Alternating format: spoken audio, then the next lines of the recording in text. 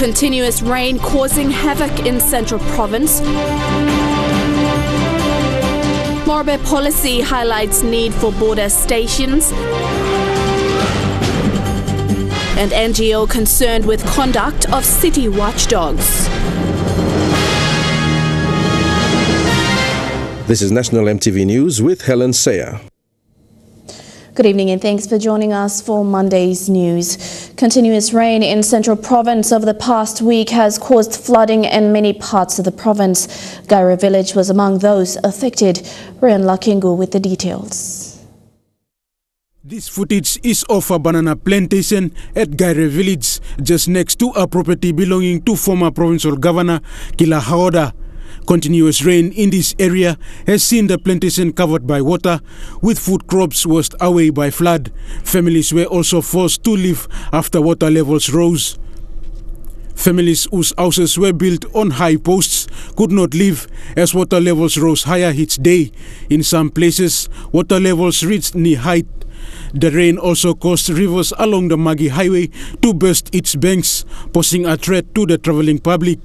MTV News also received reports that Gabagaba village was also severely affected, with non-stop rain and strong winds washing away houses and flooding up to chest height in some areas. Rayon Lakingu, National MTV News. The effects of continuous rain and strong winds in Central Province are beginning to surface.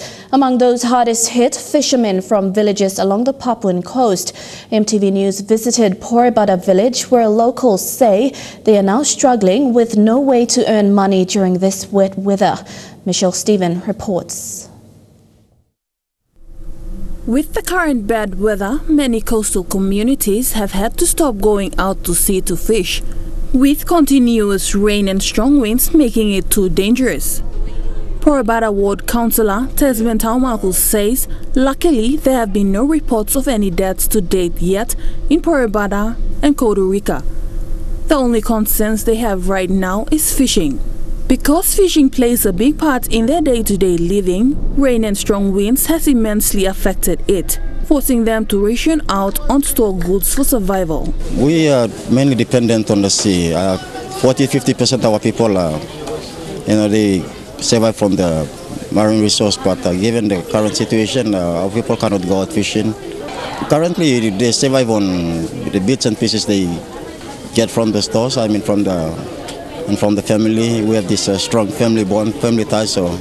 Since the village is located along the coast, villagers were encouraged to stay away from the sea. Taumaku also said that due to power outages, most homes have been living in darkness and most local trade stores affected. We've noted that some store owners have thrown out their frozen goods due to the current power outages.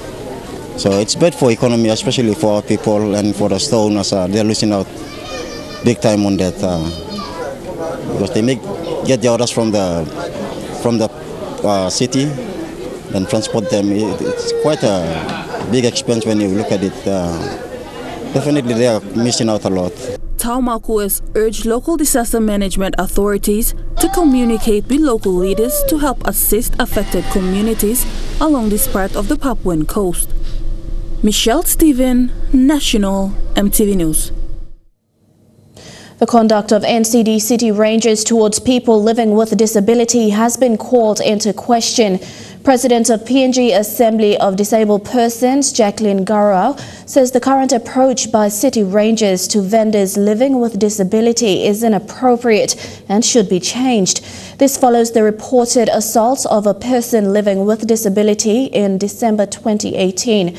The Assembly is calling for more training for City Rangers to prevent a similar incident from occurring. The PNG Assembly of Disability Persons recently voiced their concerns on the treatment of people living with disability by NCD City Rangers. Following reports of an assault of a person living with disability in December 2018, PNGADP President Jacqueline Gaire says NCD City Rangers should be careful when dealing with street vendors, especially those living with disability. They need to be mindful that these persons with disability also have the right to life, and they also have the right to, equally with other citizens, to other services that others are able to enjoy. Most times, the city rangers use heavy-handed tactics towards street vendors in Port Moresby, which has become a cause for concern. And as such, the Assembly is urging the National Capital District Commission to consider proper training for city rangers to assist them to improve their conduct, especially towards people living with disability. So that when the city rangers are undertaking their duties, especially when they have to engage with persons with disability, they also know how they should communicate or engage with these people. The Assembly has also offered to assist city authorities in training for city rangers to assist improve their conduct. If they wish to get further training, talk to disabled persons organizations like the PNG Assembly for Disabled Persons and other local disabled persons organizations to see how they could engage and also provide their training in terms of respecting the human rights of persons with disability and other citizens as well. Magna Carta, a human rights organization, is also supporting the PNG Assembly of Disability Persons regarding their stance on the rights of people living with disability. Magna Carta Program Coordinator Shelley Kaupa says every person should be treated equally. So it's not about the perceptions that we build that they are disabled person. It's all about treating them with respect, their persons and their dignity as a human person. Suli, National EMTV News. Papua New Guinea Correctional Service will receive much-needed assistance from the national government with a 37 million increase from 2018's budget. Tamara Pia Agavi with the details. Speaking to MTV, Correctional Service Acting Commissioner Stephen Pokanis confirmed the 2019 budget increase of 37 million from last year's budget. The service now allocated 166 million kina for 2019.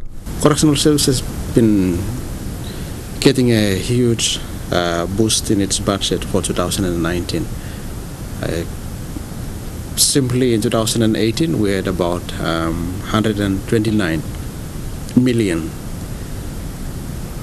In 2019 the government has been so good to Correctional Service. However, despite this increase, it may still not be enough to cover all the maintenance and rehabilitation work at the correctional centers throughout the country.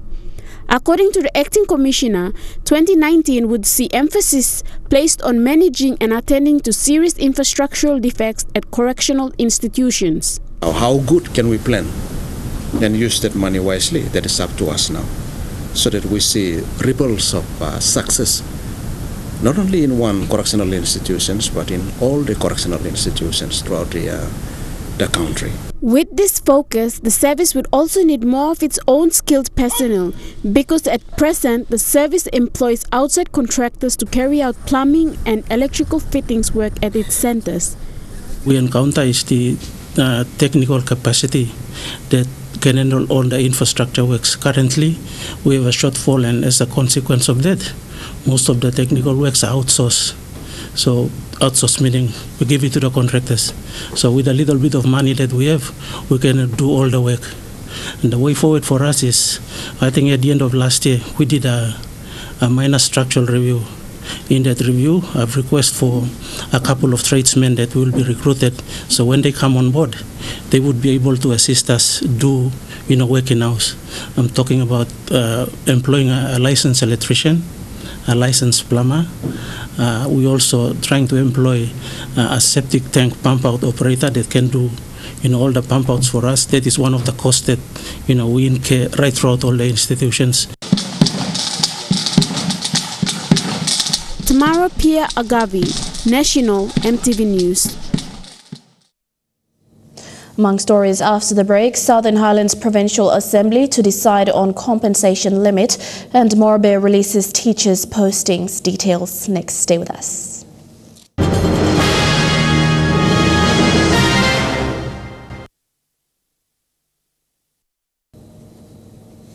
Welcome back. The University of Papua New Guinea Centre of Renewable Energy Core has come up with a micro-project to improve human capacity building for sustainable energy development in the country. Today, UPNG Core proposed the micro-project to help address the human capacity building component of sustainable energy development in what is known as the Friga project. Elizabeth Guka reports.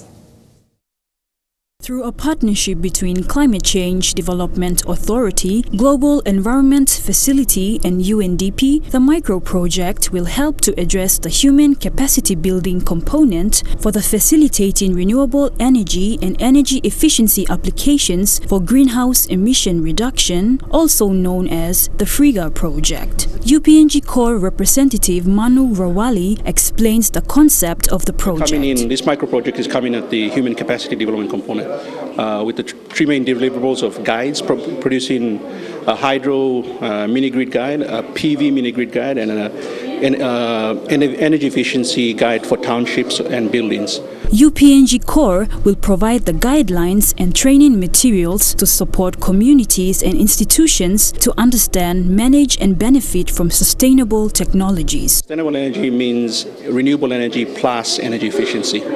The guides are essentially to help laymen look at the guide and they say, oh, okay, I need this, I need that, this is the amount of money I need, this is the people I go and see. That's the whole idea with the guides, to make it easier for people right down at the village level to do. Objectives of the project include the application of feasible renewable energy and energy efficiency technologies for achieving greenhouse gas emission reduction in PNG. CCDA Acting Manager for Low Carbon Growth in the Red Plus Division, Johnson Killis, elaborates on the Friga project. Energy efficiency applications for greenhouse gas emission reduction. And the main aim for the Friga project is to reduce GHG emissions and also enabling the applications of renewable energy and energy efficiency technologies in Papua New Guinea. The Friga project is funded by the Global Environment Facility at the cost of about 8 million kina with additional financial assistance from the government and seeks to replicate this project throughout the country. And we have co-financing from the provincial government and also the government of Papua New Guinea, but we have to confirm the co-financing. We are rescaling the project and we are looking at also in future after we complete this project, we are looking at replicating it to other provinces. UPNG Core's micro-project under the Friga project will run similar pilot projects this year in Eastern Highlands, Milne Bay and East Sepik provinces. The Friga project is estimated to be successfully completed by the end of 2024. Elizabeth Guka, National EMTV News. 2 primary schools in Eastern Highlands and an elementary school in Northern Province will receive new infrastructure this year. The introduction of the tuition fee-free policy in 2012 has brought about significant increase in student enrollment for these schools. However, increased enrollment rates have also put a strain on existing school infrastructure, causing overcrowding in classrooms and a critical shortage of desks and chairs. 2019 will bring much relief for 3 schools as they will be receiving new buildings, furniture and water tanks. Ifufa and Siokia Primary School in the Eastern Highlands and Kiorota Elementary School in Northern Province are proud recipients of the Japanese Grassroots Grant, which was officially signed in November last year. All 3 schools will now have enough room to cater for the already overcrowded classrooms. Siokia Primary School, located in the Ungai Bena district, has a school population of 985 students and 30 teachers. One 2-story building will be built, which will include, among others, a much-needed library. Right throughout the country, we have a very big problem, especially the community schools and the primary schools and elementary. So with this, we do not have enough classrooms.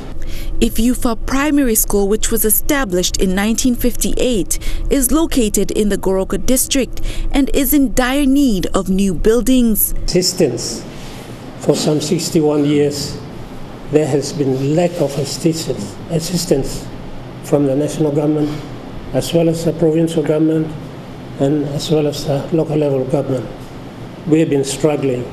Mr. Lapiso has always believed his school can do more and cater for more students. With the funding, this will be a reality. Kiorota Elementary School, located in Sohed District, has a population of 290 students and 4 teachers. This school will receive a much-needed 2-story building and a solar power system.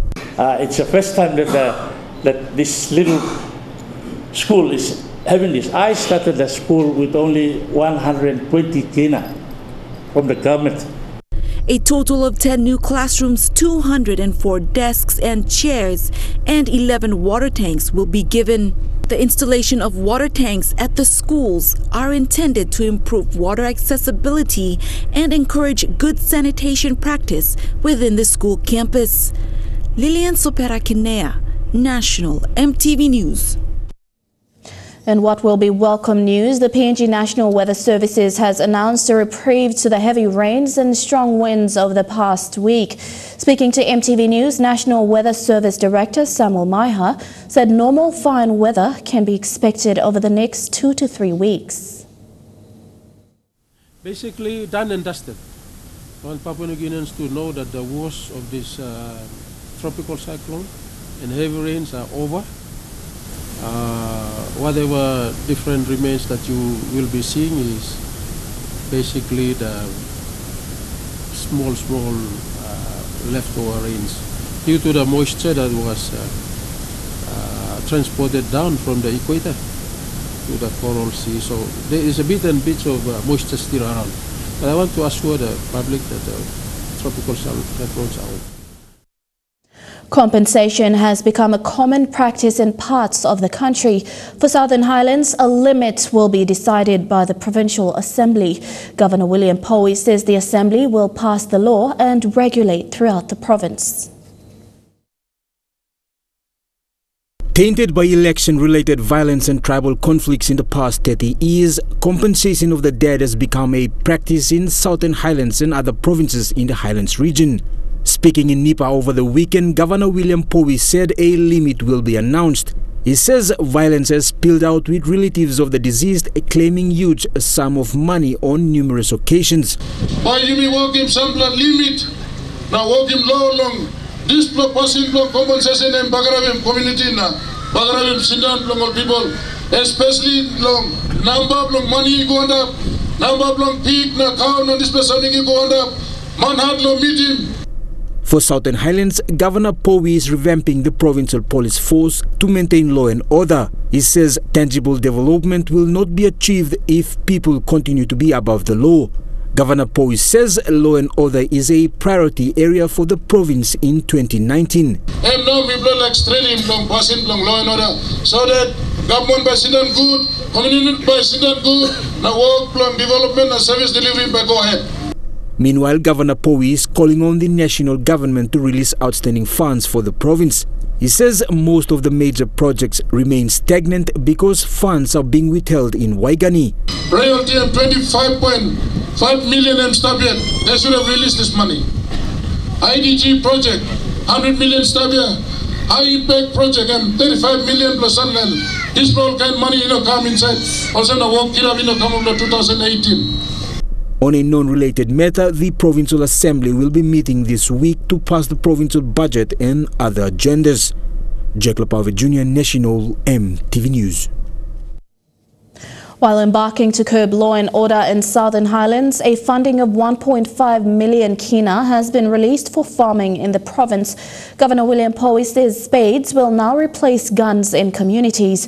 Powie says an Israeli company will be stationed in Pangia to help communities establish farming projects and generate income for individuals. Go long garden and go work in this law. Vegetable farming, long putting money, long pocket play. Straight heavy law and order, give him opportunity, long old man marry law work in business. 3 million and people give him business. Morobe's Provincial Program Advisor for Education, Keith Jiram, said the division has been strict on teacher transfers and new graduates and will continue to screen qualifications. This morning, the division released postings for teachers in Morobe for the 2019 academic year. According to Mr. Jiram, selection lists for grade 9 students have also been approved and is likely to be released as of tomorrow. This morning, teachers in Lae and other districts came to Morobe's education office to check for their postings. Listed here are the names of up to 7,000 teachers for existing and new schools in the province.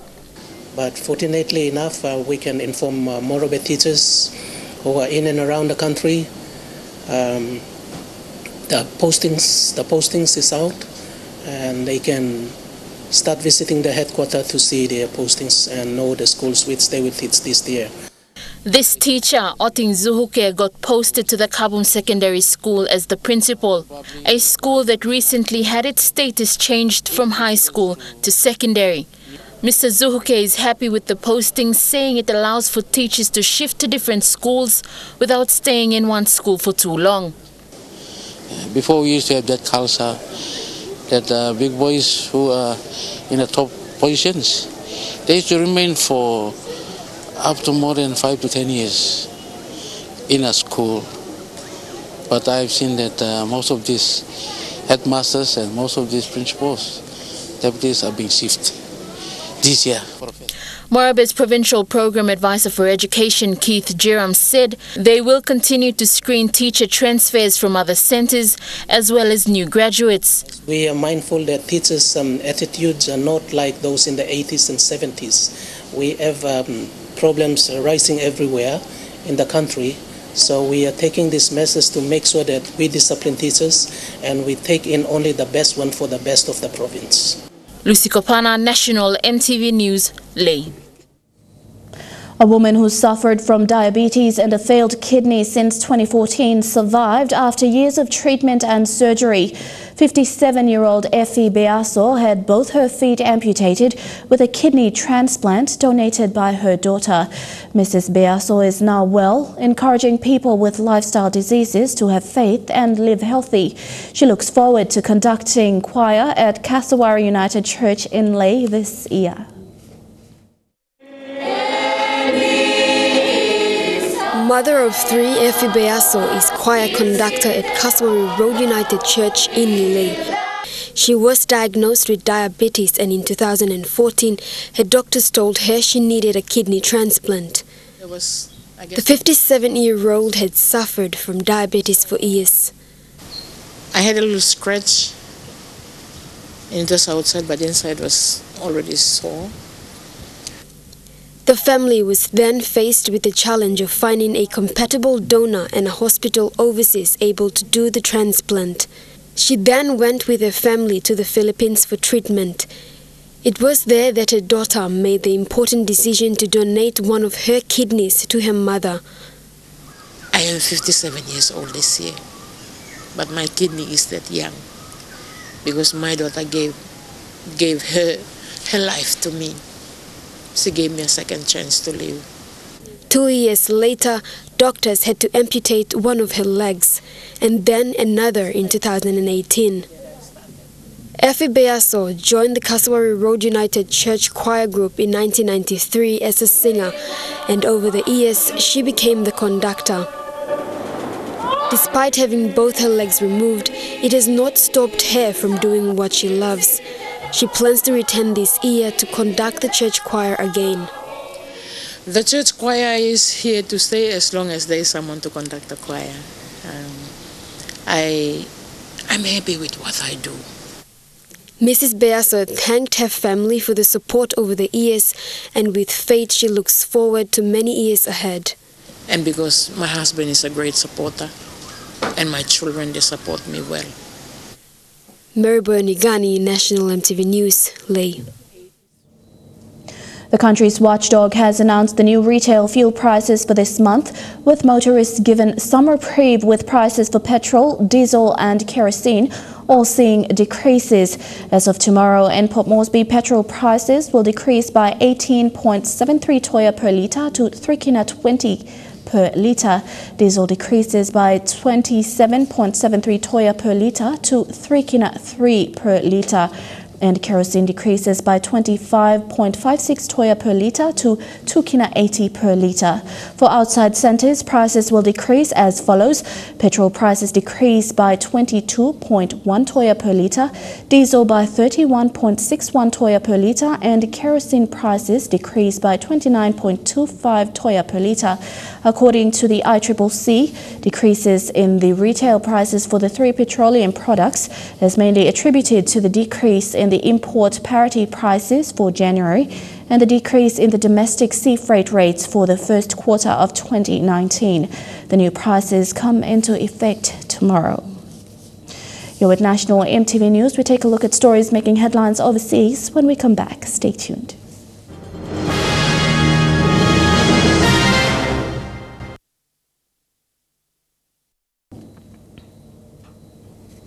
Welcome back to the news. Turning overseas, we begin in the United States. President Donald Trump has given his strongest word that he might declare a national emergency to get the money to build his border wall.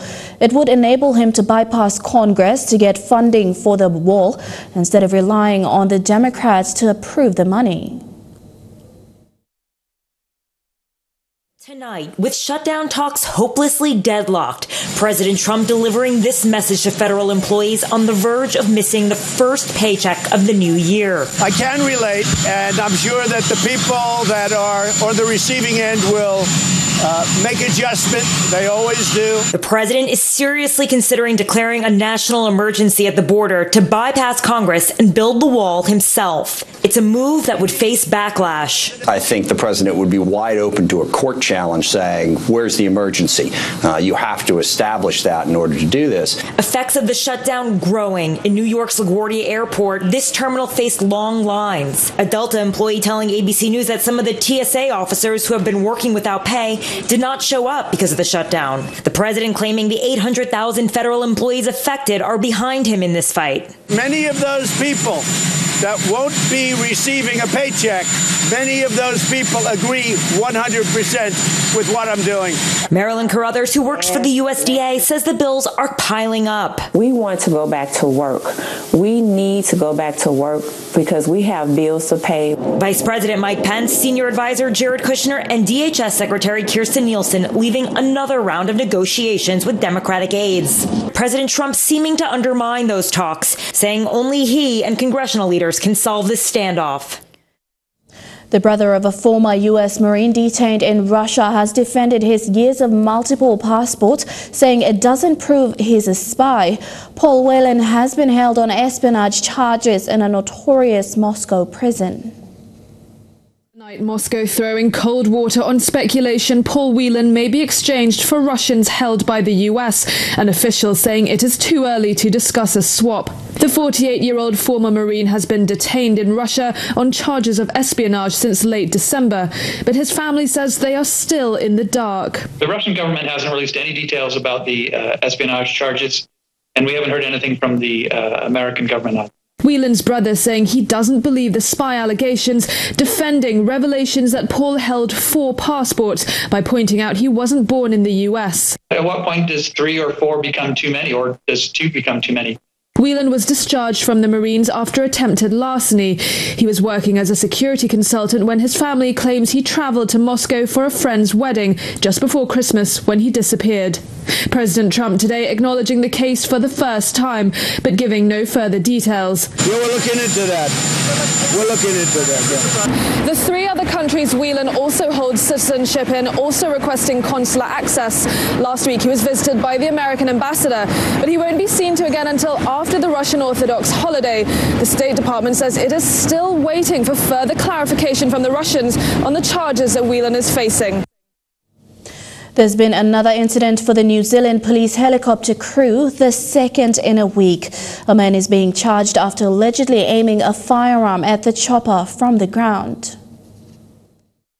The early hours of the morning and the police helicopters checking out reports of a gun being fired at a rural address. The response unexpected. We had our police helicopter Eagle here, and as they arrived on scene, they observed an address and they saw someone come out of that address and present a firearm at the Eagle helicopter. The potential attack on the chopper prompting the Armed Defenders Squad to be called in and cordons put in place. Sleeping residents didn't know it, but they were in lockdown. Some people do stupid things. I have no idea what the motivation of that person was to aim a firearm at the helicopter. However, very shortly we'll find out when we get into that address and we speak to those people. The operation involved 40 to 50 officers. Police were still at the scene at 6 a.m. and not taking any chances. Well, it was quite difficult getting into the address because it was very dark and there was a level of risk when you're approaching an address where there's firearms concerned. Police have questioned 3 people about last night's incident. A 43-year-old man has now been charged in relation to presenting a firearm and will appear in court at a later date. It's not the first scare this year for the Eagle crew. On New Year's Eve, a pilot was forced to take immediate evasive action to avoid colliding with a drone over Auckland CBD. I'm of the firm belief that he potentially saved lives. If he hadn't have taken that evasive action, who knows what might have happened. The Civil Aviation Authority is investigating both incidents. Obviously having a firearm presented to them is not something that you can dismiss. The safety of police who work in our skies is essential. 5 people have escaped death after a plane crash near Melbourne. The dramatic escape came minutes after the plane took off when its engines died out. It all played out on camera. A split second from impact. 4 skydivers and their pilot hit the ground alive. Door. One by one, they scramble out the side door of the single-engine Cessna, forced to make an emergency landing. Oi, there's fuel, let's go. They sprint to the safety of a private dirt road, adrenaline pumping. Holy praising the pilot that steered them to safety. You're a lifesaver, mate. Hugging as they realise how close they came to death. You okay? Yeah, mate. Yep. The Cessna Skyhawk took flight at 10:30 this morning for Skydive Southeast Melbourne, but barely made it 2 kilometres from the Tooradin airstrip when its engine shut down. At about 400 feet, the engine's just failed. So what he's done is look for a spot to land and found this spot. At 400 feet, when you've got 5 people on board, there's not a lot of time to think. Fuel poured over the cabin as both its tanks ruptured, but the Cessna didn't catch fire. The 5 on board walking away with little more than a blood nose. All 4 occupants and the pilot are safe and well with minimal injuries. I think they're in a bit of shock, but no, they're doing okay at this stage. Thought it was going to hit top of my house. We ran across the road. I was first on the scene. Everybody's all right. Firefighters used bolt cutters to slice through the wiring, which became tangled in the wheels of the Cessna as it crashed through these 2 fences, coming to a halt just before that line of trees, losing its left wing in the process. The aeroplane's done what it's supposed to do. It's absorbed a lot of the impact, making everybody safe inside the aircraft, and I can't praise him enough. Australia's Transport Safety Bureau has been notified and are expected to investigate. Technology is best known for entertainment, but Australian neurologists have found a different use for virtual reality. A new program has been designed to help recovering stroke patients through an interactive therapy. High-end bathroom with all the modern assets, light and shade, designer fittings, a sought-after wardrobe. It's virtually reality. I'm in this beautiful bathroom and I'm about to learn how to brush my teeth all over again. For stroke patient Steph Ho, this world is part of a new and improved treatment. I'm about to approach the toothbrush and try and pick it up. And I have it, I can feel it, and I'm about to brush my teeth. It's engaging and completely immersive, a long way from tried and traditional therapies. As a 22-year-old kid, I had no idea what a stroke was. I also didn't know what I needed to do and just how much was required of me to even get anything back. More than 50,000 Australians have a stroke each year, and about half of those are left with a permanent upper limb dysfunction. Sydney company Neuromersive has created this new treatment to help bring those numbers down. This headset and visual scenarios helping trigger brain and body rehabilitation in day-to-day settings. They mean freedom and they mean independence, and if you lose them, you'll understand, but to get them back is a revelation. The prototype will be involved in a medical trial in the Hunter Valley and Taiwan in the coming months. Up next, we'll take a look at some sporting updates in Chukai Sports. Don't go away.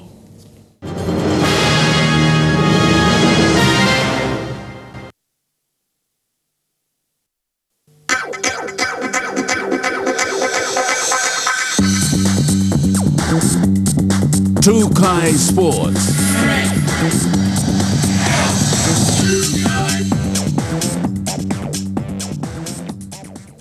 Welcome to Chukai Sports. The PNG Hunters will play their pre-season trial match against NRL club Brisbane Broncos. The match is set to take place on the 23rd of February at the Oil Search National Football Stadium.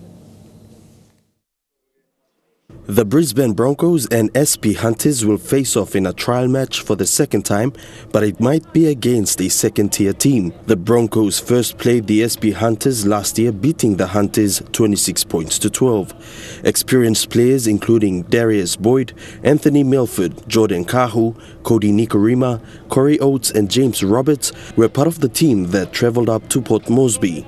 At that time, they were coached by Wayne Bennett. This year, under the new coach Anthony Seibold, they may field a second-tier team.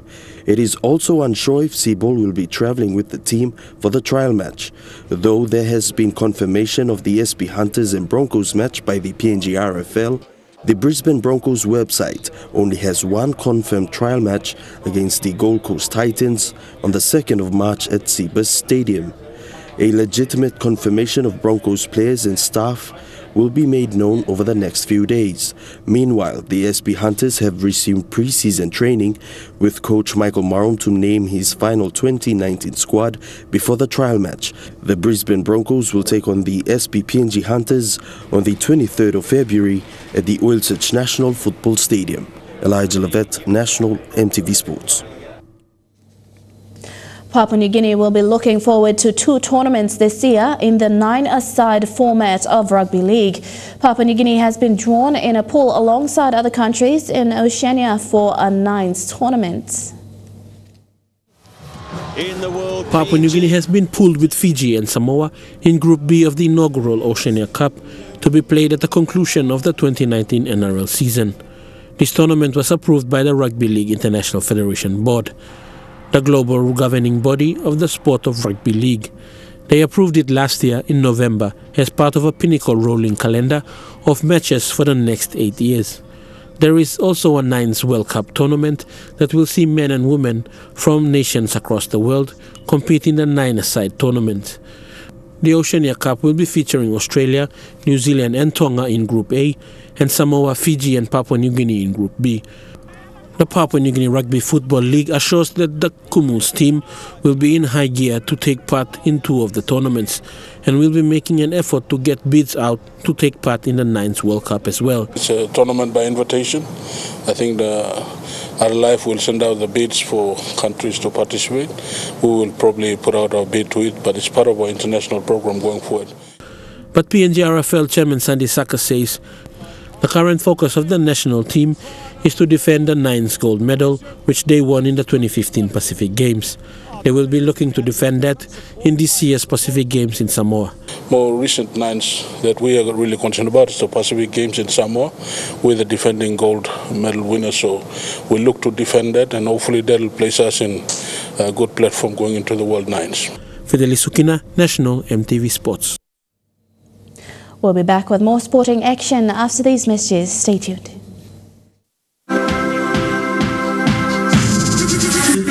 Chukai Sports. Welcome back to Chukai Sports. To cricket abroad, the Black Caps have already wrapped up their one-day series against Sri Lanka. They still got plenty to mull over as they chase a whitewash in Nelson tomorrow. Batters certainly made the most of their outings in the first two games, but the home side's fielding and bowling has been patchy, with 6 dropped catches in their last match. Sometimes it just happens, and hopefully those, like I said, even though I was joking, hopefully those are the drops, and they're all done in the same game, and we got away with the win. So yeah, we put in plenty of effort. Even this morning when we got here and did some training, guys were under the hard balls. And given the Black Caps have an unassailable series lead, it could mean pace duo Tim Southey and Trent Boult get a rest with a big limited overs tour by India looming. Meanwhile, India is celebrating, clinching the Test series against Australia without a ball being bowled on the final day in Sydney. The hosts were in a hopeless position, but at least the washout meant a draw rather than losing the full Test. The Indians' 2-1 series triumph was a first across the Tasman for them and prompted captain Virat Kohli to praise the team's new culture. You and Marco are part of the reason why I've never been more proud to be a part of a team than this one right here. I think the culture that we've been able to build, especially over the last 12 months, and as you said, our transition started from here where I became the captain for the first time, and back here after 4 years, we could never have thought that we'd be standing here in this position, winning a Test series for the first time in our cricketing history in this country. India will be looking for more success at the SCG when the ODI series starts there against Australia on Saturday. David Ferrer's farewell tour from tennis is underway at one of his most successful ASB stops. The Spanish settled into Auckland for yet another year, seeking a 5th and final ASB Classic trophy for his cabinets. You could say David Ferrer's become the face of the ASB Classic. This his 14th appearance and one he wouldn't pass up. It's very emotional for me to be here again. Of course, it's the last time that I will play. I play here. Auckland, one of the few stops on his farewell tour before hanging up his racket in May. And although he's slipped out of the top 100 in world rankings, he's still one to beat. I want play good and I want be competitive. Ferrer's won 4 titles here, a feat matched only by the great Roy Emerson. And with some big names already withdrawn, a record 5th could be that much closer for the wildcard entry. Anything that's not lifting the trophy for David this week would be cruel. The guy deserves to go out as our most successful ever champion. Ferrer takes on Robin Haas tomorrow in what's set to be a tough opening round. Haas has won their 2 previous matches, both of them going to 3 sets. And if I had the chance to play a final here, for me, well, really happy for that, but don't worry, I am very happy only the chance to play here last time. Another familiar face, Philip Kohlschreiber, a winner back in 2008 and cruised past American Bradley Clarn in straight sets today. Kohlschreiber, superb at the finish. With he and Ferrer in the twilight of their careers, a charge to the business end of the tournament could be the perfect hurrah. And that story wraps up Trukai Sports. We take a look at weather details up next. Trukai Sports.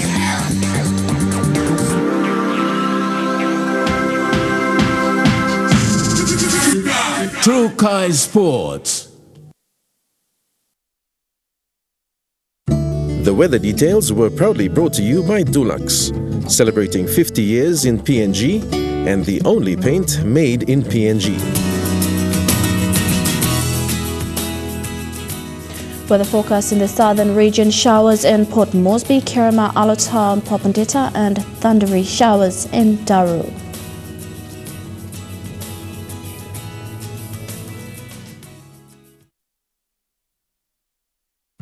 The weather details were proudly brought to you by Dulux, celebrating 50 years in PNG and the only paint made in PNG. And before we go to one of our top stories, a Morobe provincial government policy to help develop districts that share common land and sea borders with Morobe has highlighted critical concerns that need urgent attention. A visit by Governor Ginson Saunu has revealed areas where serious crimes are rampant and medicine shortages. Tep Tep is a beautiful location that sits on the border of Morobe and Medang. Years ago, the colonial administration decided that this remote location, surrounded by beautiful mountains, would be administered by Medang's Rikos district. There are only two ways that you can get there, by plane and on foot from Sidor on the Medang coast. According to the Government Gazette, this is an important outstation. This is where a rural lockup and a sub-health center are supposed to be located. Some of the services work. For others, it's just too difficult. Senior Constable Basananu Afeke is the rural station commander at Sidor. This is part of his policing beat, and it takes him 4 days to get here when there's trouble. Look, currently now on Tep, I'm getting at station, but no a policeman. Policeman is mad. Me one blood souls are on Sidor every come up, militia walk a little bit on Tamlo, Miss a walk what they come under. Come sleep, get up the road. By the time we come, I'm on money that finish, Miss a look a place long, money that long. Miss a carry me go soul. A mad girl, me transport him can go. So some later, you know, some before. Me carry me go, pilim tired, I sleep on a can and can catres me guide Miss all but turning back now. Killing me or kind of some. I'm mad. He commands 2 other policemen and 1 policewoman. Senior Constable Afeke is expected to be an extension of the long arm of the law. He says most times this means doing extremely difficult work in some of the most trying conditions. Some lab is a work of illegal. Long game of uniform, nothing, I go, and manpower me plus I go, to me plus I make him some long good plus. Otherwise, low no time, barable get along. This is like border area. As Tep Tep put on its annual cultural show, the Morobe governor announced a new policy to develop border areas like Tep Tep. It's an initiative which will see Morobe use its resources to assist 5 other border provinces in service delivery. But Ginson Saonu continues to be confronted with lingering problems like medicine shortages. At the health center, there's a shortage of medicines. The 2 health workers told EMTV they plan to retire in 2020, and they don't have anyone willing to take their place. So, by this year now, by me to block put him, me to block long. Restraints. No kopo man staff na still a problem yet. Ganglut Elsa Center only got suppose long 2 or 3 plus staff stasol one black community to now in best long up. We are hearing that the National Health Minister and National Health Secretary are assuring the nation that there should be enough supplies.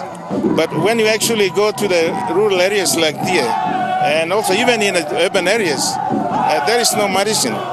These are problems confronting every border district. The isolation coupled with the high cost of service delivery has a crippling effect on the lives of people. Scott Waide, National EMTV News, Ley. And that's been the news, sport and weather for Monday, 7th of January 2019. From the entire news team, have a pleasant evening. Good night.